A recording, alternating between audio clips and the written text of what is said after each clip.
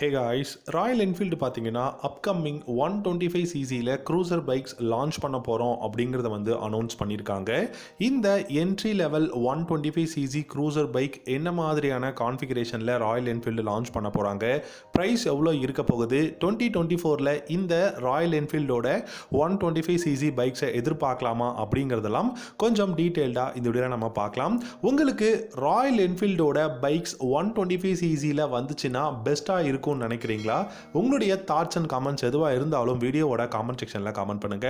இந்த வீடியோ பிடிச்சிருந்தா லைக் பண்ணிக்கோங்க, நம்ம சேனலையும் சப்ஸ்கிரைப் பண்ணிக்கோங்க. ராயல் என்ஃபீல்டு பார்த்தீங்கன்னா upcoming 125cc cruiser bikes launch பண்ண போகிறாங்க. க்ரூசர் மட்டும் லான்ச் பண்ண போகிறாங்களா அப்படிங்கிறது தெரியாது. ஏன்னா ஸ்கிராம் 411 ஆல்ரெடி இந்தியாவில் இருக்குது. 400cc பார்த்தீங்கன்னா உங்களுக்கு ஹிமாலயன் பிளாட்ஃபார்ம்ல இருந்து இருக்குது. பட் அது எதுக்காக அப்படின்னு பார்த்தீங்கன்னா ஒரு ரோட் பேஸ்டு பைக் இருக்கணும் அப்படிங்கிற ஒரு ரீசனுக்காக பார்த்தீங்கன்னா கொடுத்துருக்காங்க. அப்கமிங்கில் 150cc 125cc பைக்ஸ் எல்லாமே ராயல் என்ஃபீல்டு லான்ச் பண்ண போகிறோம் அப்படிங்கிறத தான் அனௌன்ஸ் பண்ணியிருக்காங்க. அப்படி 125cc வரும்போது ப்ரைஸ் அப்படின்னு பார்த்தீங்கன்னா 1,50,000 மினிமம் எக்ஸ்ஷோரூம் ப்ரைஸில் இருக்கும் அப்படிங்கிறத சொல்லியிருக்காங்க. ஸோ இது பார்த்தீங்கன்னா மினிமம் அதாவது எவ்வளோ கூடிய சீக்கிரம் லான்ச் பண்ணுறாங்களோ அந்த அளவுக்கு ப்ரைஸும் கம்மியாக இருக்கும் அப்படிங்கிற மாதிரி சொல்லியிருக்காங்க.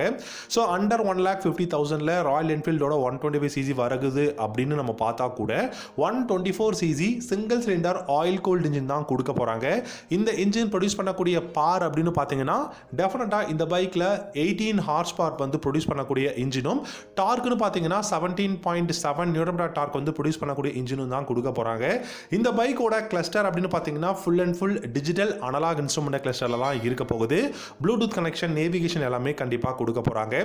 இந்த பைக்கோட சஸ்பென்ஷன் செட்டப் அப்படின்னு பார்க்கும்போது ஃப்ரண்ட்ல டெலஸ்கோபிக் ஃபோக்ஸும் ரியல்ல ட்வின் ஷாக் அப்சர்வர் தான் கொடுக்க போறாங்க. பிரேக்ஸ் அப்படின்னு பார்த்தீங்கன்னா ஃப்ரண்ட்ல உங்களுக்கு சிங்கிள் டிஸ்கும் ரியர்ல ட்ரம் பிரேக் வேரியன்ட் தான் கொடுக்க போறாங்க. மேபி நிறைய வேரியன்ட் லான்ச் பண்றாங்க அப்படிங்கும்போது front and rear single disc single channel ஏபிஎஸ்ல கூட ராயல் என்ஃபீல்டோட 125cc பைக்ஸ் வரதுக்கு பாசிபிலிட்டிஸ் இருக்கு. இதோட சீட் அப்படின்னு பார்த்தீங்கன்னா 125cc இருந்தாலுமே நமக்கு ரொம்பவே வெயிட்டான பைக்கை தான் கொண்டு வர போறாங்க.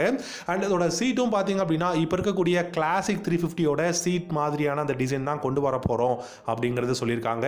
ஸோ கிளாசிக் 350 ரொம்ப வருஷமா இந்தியாவில் நிறைய ஃபேன் பேஸ், நல்ல பெஸ்ட்டான பைக் அப்படிங்கிறதுனால என்னை பொறுத்த வரைக்கும் first 125cc Royal Enfield launch பண்ணாங்கன்னா பிளாட்ஃபார்ம் பார்க்கும்போது நமக்கு கிளாசிக் 350யோட பிளாட்ஃபார்ம்ல இருந்து பில்ட் பண்ணுறதுக்கு நிறையவே பாசிபிலிட்டிஸ் இருக்குங்க. ஸோ கூடிய சீக்கிரம் ராயல் என்ஃபீல்டு கிட்ட இருந்து கிளாசிக் 350 இருந்து பார்த்தீங்கன்னா பிளாட்ஃபார்ம்ல இருந்து நமக்கு 125cc பைக்ஸ் நம்ம எதிர்பார்க்கலாம். அது மட்டும் இல்லாமல் ப்ரைஸும் ஓரளவுக்கு நல்ல அஃபோர்டபுளாக இருக்க போகுது. அப்ரைட்டான ஹேண்டில் பார்ஸ் கொடுக்க போகிறாங்க. 12 liters of fuel tank capacity. Mileage கண்டிப்பாக 48 55 கிலோமீட்டர் பர் லிட்டருக்குள்ள தான் பைக் பார்த்தீங்கன்னா மைலேஜும் கொடுக்க முடியும்.